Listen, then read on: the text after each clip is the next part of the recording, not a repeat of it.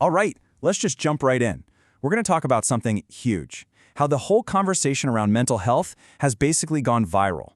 And, that's both a really good thing and a really tricky thing, especially when it comes to getting actual help.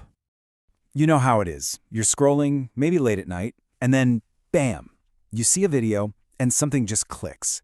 That feeling of, wait a minute, that sounds like me. For millions of people, this is the new front door to even thinking about their mental health.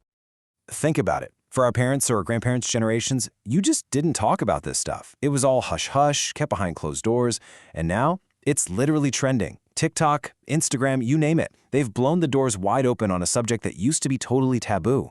Suddenly, words like therapy, trauma, and anxiety are just part of how we talk every day. And right there, that's the big paradox, isn't it? On the one hand, this is amazing. It's breaking down stigma, people feel less alone, they're finding communities. It's huge. But on the other hand, let's be real. A 15-second video just can't capture the complexity of a clinical diagnosis. So what happens? Things get way oversimplified. People might start thinking they have something they don't, and, this is the really concerning part, it might actually stop them from reaching out for the professional help they really need. So that brings us to the core problem. With all this stuff flying at you online, how in the world do you separate the helpful signals from all the harmful noise? It really comes down to this: learning to tell the difference between someone just describing a feeling and what an actual diagnosis is. I mean, let's just be direct about it. When you see one of those videos, 5 signs you have ADHD, how much of that is just entertainment and how much is based on real evidence? The honest answer is, it's really hard to tell. Okay, let's get into a perfect example of where this kind of oversimplification gets genuinely dangerous.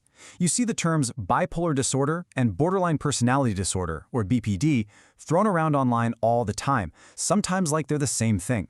They are absolutely not. Clinically, they're worlds apart. And this chart just lays it out so clearly. See, bipolar is a mood disorder. It's defined by these distinct episodes, the highs of mania and the lows of depression.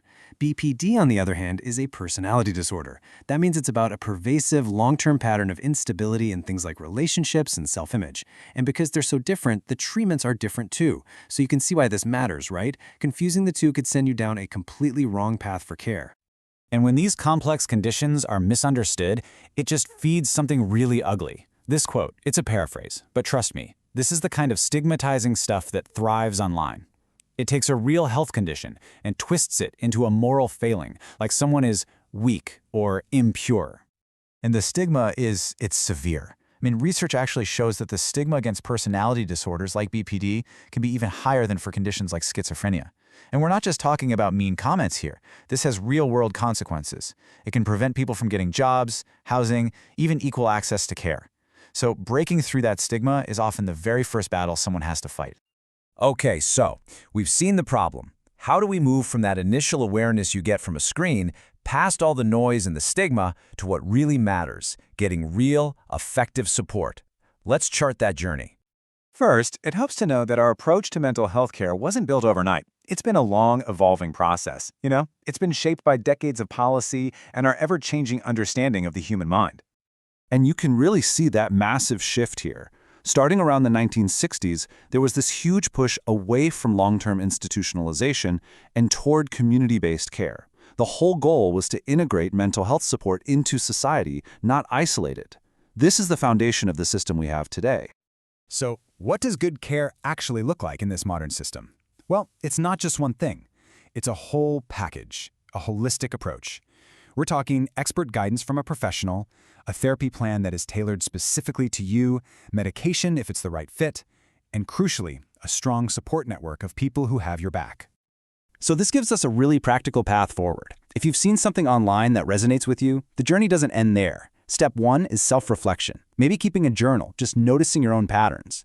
Step 2 is the most critical, getting a real professional evaluation from someone qualified. And then, step 3 is all about building that human support system, both in and out of therapy.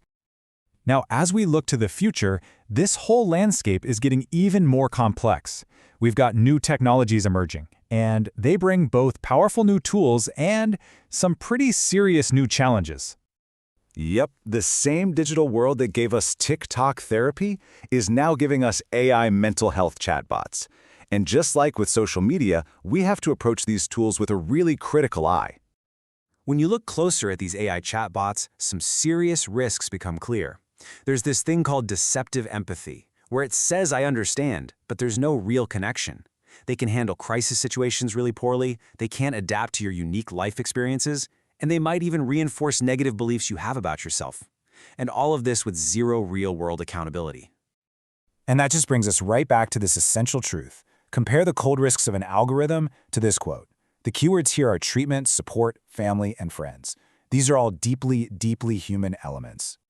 So the crucial takeaway is this: use the internet as a gateway, not a destination. Let a video spark your curiosity, sure, but let a conversation with a professional and with the people who care about you guide your healing. Technology can give you information, but it can't give you true connection. The world is talking about mental health more openly than ever before, and that is a monumental step forward. The real question now is, what do we do with that conversation? How do we each take it from the screen and make it a meaningful part of our real lives, for ourselves and for each other?